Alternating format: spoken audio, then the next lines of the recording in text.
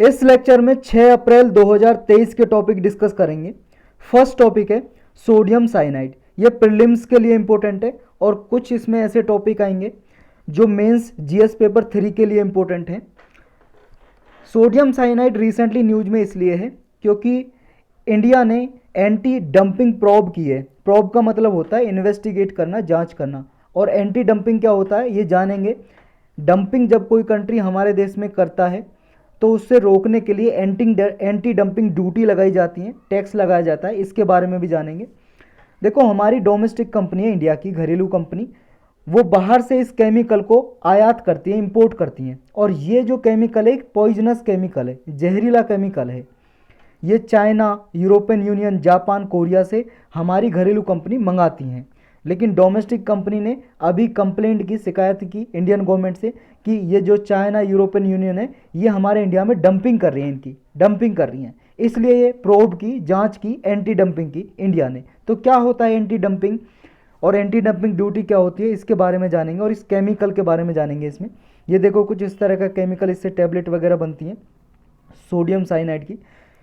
ये देखो, Hindustan chemical company है जिसने एप्लीकेशन फाइल की, और एक है यूनाइटेड फास्फोरस लिमिटेड। इन दोनों कंपनी ने जांच के लिए कंप्लेंट फाइल की इंडियन गवर्नमेंट से और कहा कि इन पे जो इंपोर्ट किया जा रहा है हमारे नेशन में, यानी कि हमारे देश में जो आयात किया जा रहा है इस केमिकल का, उस पर एंटी डंपिंग ड्यूटी लगाई जाए।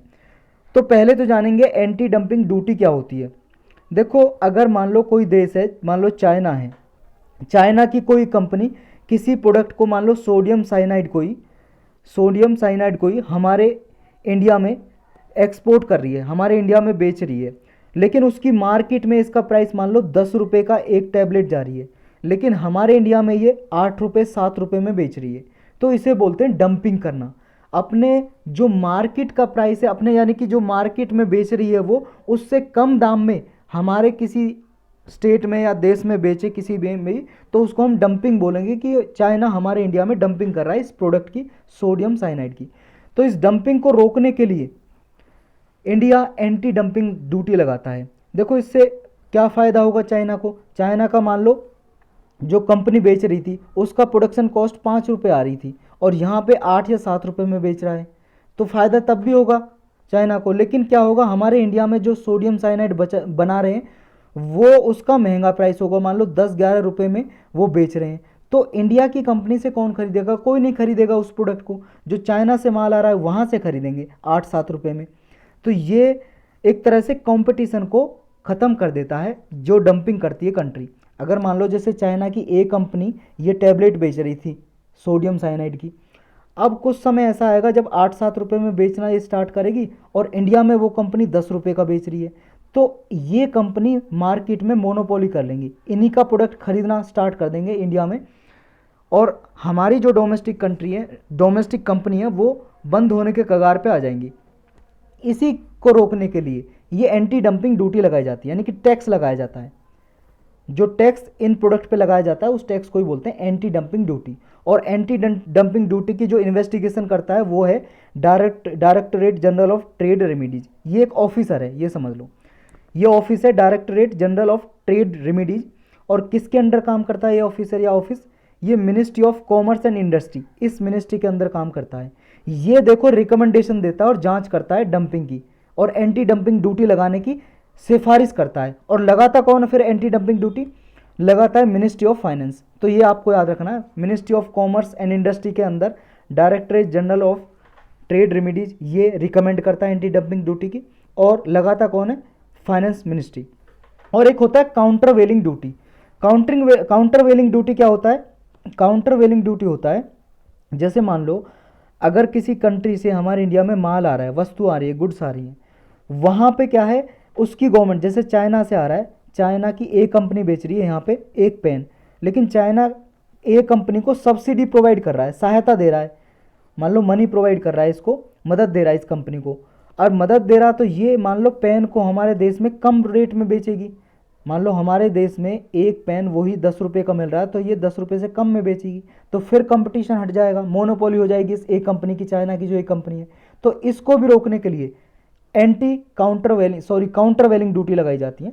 काउंटर वेलिंग ड्यूटी लगाई जाती है एंटी काउंटर वेलिंग नहीं बोलेंगे, काउंटर वेलिंग ड्यूटी लगाई जाती है इसको रोकने के लिए। फ़र्क क्या है दोनों में, एंटी डंपिंग ड्यूटी में और काउंटर वेलिंग ड्यूटी में? देखो काउंटर वेलिंग ड्यूटी तो सब्सिडी जो प्रोवाइड कर रही थी गवर्नमेंट, उसको रोकने के लिए, उससे निपटने के लिए लगाया जाता है। और एंटी डंपिंग ड्यूटी क्योंकि वो हमारे इंडिया में मार्केट प्राइस से कम बेच रही थी, डंपिंग कर रही थी एक तरह से अपने प्रोडक्ट को, तो इसलिए लगाई जाती है एंटी डंपिंग ड्यूटी। तो दोनों में आपको फ़र्क पता होना चाहिए। अब जान लेते हैं सोडियम साइनाइड के बारे में। ये देखो एक वाइट क्रिस्टलाइन सॉलिड फॉर्म में होता है, लम्प सॉलिड या पाउडर फॉर्म में, जैसा हमने ऊपर देखा वाइट कलर का। इसमें इक्वल नंबर सोडियम कैटायन होते हैं और साइनाइड एनायन होते हैं, आयंस होते हैं ये। और ये इंसेक्टिसाइड की तरह यूज होता है, जैसे इंसेक्ट को मारने के लिए, जैसे क्रॉप वगैरह में छिड़काव होता है ना दवाइयों का, मच्छरों को मारने के लिए या कीटों को मारने के लिए, तो ये इंसेक्टिसाइड के लिए भी यूज में होता है ये केमिकल सोडियम साइनाइड। और ये देखो इंडस्ट्रीज़ वगैरह में भी यूज होता है बहुत सारे प्रोसेस करने के लिए। और जैसे गोल्ड निकालते हैं ओर से, जो ओर्स होती है ना, खदानें होती हैं, वहाँ से गोल्ड सिल्वर निकाला जाता है, तो गोल्ड सिल्वर निकालने के लिए ये सोडियम साइनाइड यूज होता है। और ये ओर्स या डाई से, पिगमेंट से या बल्क ड्रग से निकाला जाता है, एक्सट्रैक्ट किया जाता है, उसमें भी इसका यूज होता है सोडियम साइनाइड का। तो ये आपको याद रखना है इसके बारे में। नेक्स्ट टॉपिक है open source code. Open source code क्या है? ये प्रीलिम्स के लिए भी इंपॉर्टेंट है और जीएस पेपर 3 के लिए इंपॉर्टेंट है, मेंस में। देखो रिसेंटली ट्विटर आप जानते हो एक ऑनलाइन साइट है, ट्विटर सोशल नेटवर्किंग साइट है, जैसे फेसबुक है, व्हाट्सएप है, ऐसे ट्विटर है। ट्विटर ने अपना कुछ पोर्शन ओपन सोर्स कर दिया है, अपना कुछ पोर्शन है इसके सोर्स कोड का वो ओपन कर दिया है। ओपन मतलब पब्लिक के लिए एक्सेसिबल बना दिया है, कोई भी जिसका भी अकाउंट है ट्विटर पे वो एक्सेस कर सकता है इसके कुछ पोर्शन को, इसके सोर्स कोड को। और इसमें वो भी एल्गोरिथम है जो यूजर को ये रिकमेंड करता है कि ट्वीट कौन सा देना चाहिए। देखो जैसे आप मान लो फेसबुक चलाते हो या इंस्टाग्राम चलाते हो, कुछ भी, ऐसे ट्विटर है, ट्विटर पे, या सिंपल एग्जांपल लेते हैं यूट्यूब का। यूट्यूब पे मान लो आपने यूपीएससी से रिलेटेड करंट अफेयर का एक लेक्चर देखा। अब करंट अफेयर का लेक्चर देखा, यूट्यूब आपको सजेस्ट करने लगेगा डिफरेंट और चैनल के भी करंट अफेयर। जैसे आप वीडियो देख रहे हो, वीडियो के नीचे आ जाता है ना एक और वीडियो सजेशन में, तो ये दिखाने सजेशन देने लगता है। जिस तरह की वीडियो आप देखोगे यूट्यूब पे उस तरह का आपको वीडियो काफ़ी सजेस्ट करेगा, आपके होम पेज पे वही आने लगेगा। तो इस तरह से ट्विटर भी करता है। तो अब क्या है, जैसे ओपन सोर्स कर दिया, ये ओपन सोर्स कोड कर दिया ट्विटर ने, अपना कुछ हिस्सा सोर्स कोड का ओपन कर दिया पब्लिक के लिए। अब पब्लिक ना इस पे, जैसे यूजर है, जैसे मान लो मेरा अकाउंट ट्विटर पे है, तो मैं रोक लगा सकता हूँ ट्वीट पे कि किस तरह के ट्वीट मुझे दिखाए जाए, कौन सी, जैसे मान लो किसी पॉलिटिकल पार्टी को मैं लाइक करता हूँ तो इस पॉलिटिकल पार्टी के ही भी दिखाए जाएँ, या मैं नहीं करता किसी को कि मुझे किसी भी पॉलिटिकल पार्टी के नहीं दिखाए जाएँ ट्वीट। चाहे मैं कुछ भी सर्च कर रहा हूँ उस पर, तो उस हिसाब से अपने आप नहीं दिखाएगा वो ट्वीट, मैं इसे अपने आप इसे चेंज कर सकता हूँ एल्गोरिथम में जाने पे। तो उसका एक एल्गोरिथम होगा, ये क्या एल्गोरिथम ऑटोमेटिक काम करता है अगर क्लोज सोर्स कोड हो तो। अब ये ओपन कर दिया, पब्लिक खुद इस पर रोक लगा सकती है, कोई भी यूजर, कि मुझे सिर्फ ये दिखाया जाए, तो टाइमलाइन, यूजर की टाइमलाइन पे सेट हो जाएगा ये। और कुछ पोर्शन ऐसा होता है, जैसे मान लो, देखो आपने देखा होगा ट्विटर का जो लोगो है चिड़िया बनी होती है, चिड़िया। तो ऐसा तो नहीं है कि चिड़िया को वो बदलने देगा लोगों को, लेकिन मैं एग्जाम्पल के लिए बता रहा हूँ। मान लो ऐसा दे दे कि कोई भी आदमी उसका लोगो चेंज कर सकता है। जैसे आपने, सिंपल एग्जांपल देता हूँ और सिंपल वे में समझाता हूँ। जैसे आपके व्हाट्सअप ग्रुप होंगे, व्हाट्सअप ग्रुप में बहुत सारे मेंबर होते हैं, तो उसमें रहता है ना कि सारे मेंबर को परमिशन आप दे सकते हो कि कौन कौन व्हाट्सअप के लोगो जो डिस्प्ले पिक्चर है डीपी, उसको चेंज कौन कौन कर सकता है, या परमिशन दे सकते हो, या एक एडमिन हो सकता है वो एडमिन ही चेंज कर सकता है। तो एक एडमिन चेंज करेगा मतलब ये समझ लो क्लोज सोर्स है, मतलब एक ही के आदमी के हाथ में पावर है, दूसरा बंदा कोई डीपी चेंज नहीं कर सकता और उसका नाम चेंज नहीं कर सकता ग्रुप का। लेकिन आपने सबको परमिशन दी हुई है तो वो हो गया ओपन सोर्स। अब उसको कोई भी डीपी को चेंज कर सकेगा, कोई भी उसके नाम को चेंज कर सकेगा ग्रुप को। तो ये मतलब है इसका ओपन सोर्स का। इसमें कुछ पोर्शन ऐसा होगा ट्विटर के को जो यूजर हैं जिनका अकाउंट है वो चेंज कर सकेंगे। तो ओपन सोर्स आप समझ गए। इसको ओपन सोर्स सॉफ्टवेयर भी बोल सकते हैं। ओपन सोर्स सॉफ्टवेयर एक तरह से कोड ही होता है जो पब्लिकली एक्सेसिबल हो जाता है, कोई भी इसे देख सकता है, मॉडिफाई कर सकता है, मतलब चेंज कर सकता है, कोई भी डिस्ट्रीब्यूट कर सकता है कोड को जैसा भी वो फिट समझे। ओपन सोर्स सॉफ्टवेयर एक डिसेंट्रलाइज वे में काम करता है, मतलब कोई भी विकेंद्रीकरण में काम करता है, कोई भी आदमी चेंज कर सकता है कुछ भी, जो परमिशन दी गई है साइट के द्वारा या किसी सोशल नेटवर्किंग सॉफ्टवेयर के द्वारा। तो ये कोलैबोरेटिव वे में काम करता है और डिसेंट्रलाइज वे में काम करता है और पीयर रिव्यू पे काम करता है। मतलब पीयर रिव्यू का मतलब जो यूजर जो उसको चला रहे हैं या कम्युनिटी प्रोडक्शन के बेस पे काम करता है। तो सोर्स कोड क्या है? देखो सोर्स कोड यही हो गया, कोई भी प्रोग्रामर में, जैसे प्रोग्रामर ने कोई इंस्ट्रक्शन या स्टेटमेंट जारी किए जो कंप्यूटर प्रोग्राम लैंग्वेज को यूज करके जारी किए, मतलब कोई भी मान लो ट्विटर जिस पे काम कर रहा है उसका एक प्रोग्राम होगा, एल्गोरिथम होगा, तो वो जो उसमें इंफॉर्मेशन है, इंस्ट्रक्शन है, स्टेटमेंट है, वो हो गया उसका सोर्स कोड। और ये सोर्स कोड को कंपाइलर द्वारा मशीन लैंग्वेज में चेंज कर दिया जाता है, ट्रांसलेट कर दिया जाता है मशीन लैंग्वेज में, ताकि जो कंप्यूटर उसे समझ सके। कंप्यूटर लैंग्वेज समझ लो, मशीन लैंग्वेज को कंप्यूटर लैंग्वेज में चेंज कर दिया जाता है। और ट्रांसलेटेड कोड को बोल देते हैं ऑब्जेक्ट कोड। और ये सोर्स कोड क्या है? ये कंप्यूटर प्रोग्राम का सोर्स होता है एक तरह से, इसमें इंफॉर्मेशन होती है, ये समझ लो सारी information, instruction, function, loop, statement कि किस तरह से प्रोग्राम फंक्शन करेगा, किस तरह से चलेगा प्रोग्राम। तो प्रोग्राम में एक या एक से ज़्यादा फाइल हो सकती हैं, इसमें कंप्यूटर की हार्ड डिस्क में सेव हो सकती हैं, डेटाबेस में सेव हो सकती हैं, या प्रिंटेड बुक में प्रिंटेड हो सकती हैं। तो इस तरह से इंफॉर्मेशन सेव होती है एक तरह से सोर्स कोड में। फिर जानते हैं क्लोज सोर्स सॉफ्टवेयर के बारे में। देखो जैसा हमने ओपन सोर्स में जाना, यानी कि कोई भी जो इन्फॉर्मेशन पब्लिकली एक्सेसिबल करा दी, कोई भी यूजर चेंज कर सकता है। और क्लोज सोर्स सॉफ्टवेयर क्या हो गया? पब्लिक चेंज नहीं कर सकती, वो सॉफ्टवेयर जो पब्लिकली एक्सेसिबल नहीं होते, ना तो उन्हें कोई मॉडिफाई कर सकता है, ना ही चेंज कर सकता है, ना उन्हें देख सकता है। जैसे ट्विटर की चिड़िया वाला लोगो, तो ये क्लोज सोर्स में ही रहेगा, इससे कोई चेंज नहीं कर सकेगा। सिर्फ ट्विटर चाहेगा तो ट्विटर ही चेंज कर सकता है, ट्विटर का मालिक, और कोई चेंज नहीं कर सकता। ये समझ लो क्लोज सोर्स सॉफ्टवेयर का एग्जांपल हो गया। तो ये था इसके बारे में। नेक्स्ट टॉपिक है महिला निधि। ये प्रीलिम्स के लिए भी इंपॉर्टेंट है, एसए या एथिक्स में एग्जाम्पल के लिए भी यूज हो सकता है। ये वुमेन एम्पावरमेंट से रिलेटेड, महिला सशक्तिकरण से रिलेटेड कोई टॉपिक आता है तो उसमें देखो राजस्थान गवर्नमेंट ने ये प्रपोजल अप्रूव किया है कि अगर कोई मान लो सेल्फ हेल्प ग्रुप है महिलाओं का, ये महिला निधि से, महिला निधि एक फंड है, ये समझ लो महिलाओं का, वुमेन्स का, ये राजस्थान का पहला कोऑपरेटिव फंड है जिसे महिलाएं ही ऑपरेट करती हैं, महिला फंड, और इससे लोन दिया जाता है। और अगर कोई सेल्फ हेल्प ग्रुप है महिलाओं का, अगर इससे लोन लेता है तो राजस्थान की सरकार 8% तक सब्सिडी प्रोवाइड करेगी लोन पे। मतलब जितने लोन का इंटरेस्ट भरना है उस इंटरेस्ट में 8% का इंटरेस्ट राजस्थान गवर्नमेंट भरेगी, मतलब 8% का ब्याज राजस्थान की सरकार देगी उस महिला सेल्फ हेल्प ग्रुप की तरफ से जिसने लोन लिया है, कर्ज लिया है इस महिला फंड से, तो महिला निधि से। तो महिला निधि अगस्त 2022 में बनाया गया था जयपुर में। इसे महिला ही ऑपरेट करती हैं, महिला फंड में सारी की सारी जो स्टाफ हैं, जो इसमें अफसर हैं, ऑफिसर हैं, जो भी हैं वो महिलाएं हैं, और एक तरह से बैंकिंग सिस्टम की तरह काम करता है ये। और देखो इस तरह का तेलंगाना में भी बनाया हुआ है, स्त्री निधि क्रेडिट कोऑपरेटिव फंड फेडरेशन, ये ऐसा तेलंगाना ने भी बनाया हुआ है जो महिलाओं को फंड देता है, लोन प्रोवाइड करता है।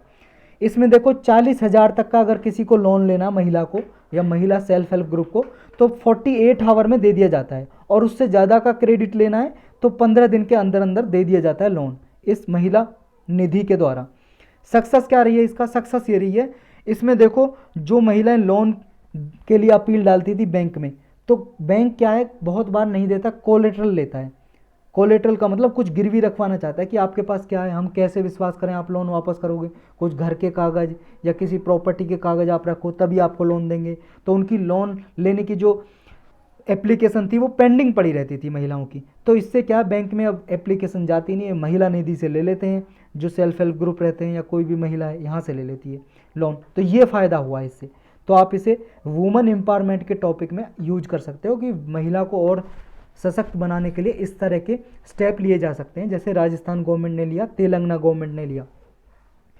नेक्स्ट टॉपिक है JNK, यहाँ जे लगा लो, JNK Jammu Kashmir give plastic take gold. ये बहुत ही अच्छा एक एग्जाम्पल आप यूज कर सकते हो, इन्वायरमेंट से रिलेटेड टॉपिक आता है आपका एथिक्स में या एसए में या जीएस पेपर 3 में, ये प्रीलिम्स के लिए भी इम्पोर्टेंट है।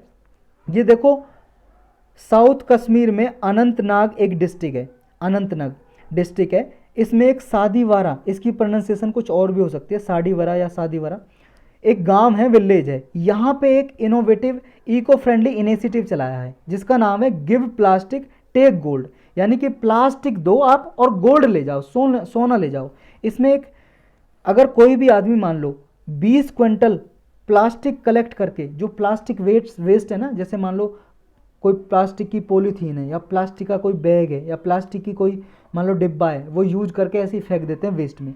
अब इनको इकट्ठा करे कोई भी आदमी और 20 क्विंटल इकट्ठा करे, उसके बदले में एक गोल्ड कॉइन दे दिया जाएगा, उसे सोने का सिक्का दे दिया जाएगा रिवार्ड में। तो ये देखो बहुत ही अच्छा है, इससे देखो प्लास्टिक का पोल्यूशन कम हो सकेगा और प्लास्टिक को रिसाइकल किया जा सकेगा आसानी से, और बदले में देखो जो प्लास्टिक इकट्ठा करा उसको भी फायदा हो, गोल्ड कॉइन मिलेगा उसको।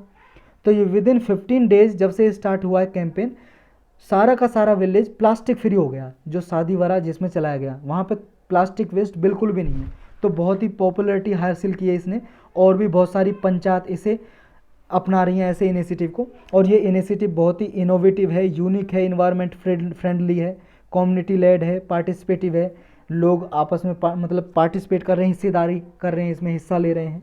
तो बहुत ही अच्छा एग्जाम्पल है इन्वायरमेंट के लिए। नेक्स्ट टॉपिक है rare earth element found in Andhra Pradesh. Rare earth element होते हैं, दुर्लभ धातु बोल सकते हैं, दुर्लभ जो एलिमेंट होते हैं, दुर्लभ तत्व, ये आंध्र प्रदेश में पाए गए हैं अभी। एक हैदराबाद बेस्ड इंस्टीट्यूट है जिसका नाम है नेशनल जियोफिजिकल रिसर्च इंस्टीट्यूट। इसने 15 रेयर अर्थ एलिमेंट पाए हैं आंध्र प्रदेश की अनंतपुर डिस्ट्रिक्ट में। तो हम जानेंगे इसमें रेयर अर्थ एलिमेंट होते क्या हैं। ये प्रीलिम्स के लिए भी इंपॉर्टेंट है और जीएस पेपर 3 के लिए भी। देखो रेयर अर्थ मेटल, ये 17 ऐसे मेटेलिक एलिमेंट हैं जिसमें 15 लेंथेनाइड्स हैं, स्कैंडियम है और यत्रियम है। ये 17 मेटेलिक एलिमेंट है, मतलब धातु ही हैं ये 17 जो आपने केमिस्ट्री में पीरियोडिक टेबल पढ़ी होगी, उसमें धातु, अधातु और गैस हैं। तो उसमें 17 ऐसे मेटेलिक एलिमेंट हैं जिनको रेयर अर्थ मेटल बोलते हैं, दुर्लभ धातु। इनको रेयर अर्थ क्यों बोलते हैं, रेयर अर्थ या दुर्लभ धातु? क्योंकि इनकी जो कंसंट्रेशन है ना अर्थ में बहुत ही कम पाई जाती है और इन्हें एक्सट्रैक्ट करना, निकालना बहुत ही डिफ़िकल्ट होता है ऑक्साइड फॉर्म से, बहुत ही कठिन होता है इन्हें निकालना अर्थ से, और इनकी कंसंट्रेशन जो मिलती है बहुत ही कम मिलती है। क्या क्या प्रॉपर्टीज होती हैं, विशेषता होती है इनकी?